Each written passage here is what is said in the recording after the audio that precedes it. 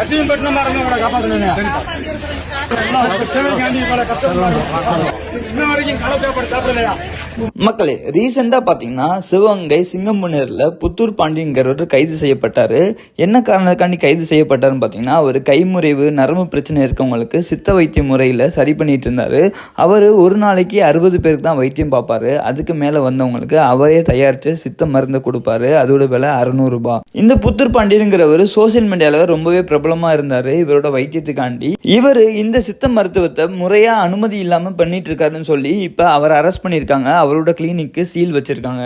இவரை பாத்தீங்கன்னா 18 சித்தர்ல ஒரு சித்தரை அவர் கண்ட்ரோல்ல வச்சிருக்கதாவும் இவருக்கு தெய்வீக சக்தி இருக்குங்கிற மாதிரி மக்களை நம்ப வச்சிருந்தாங்க.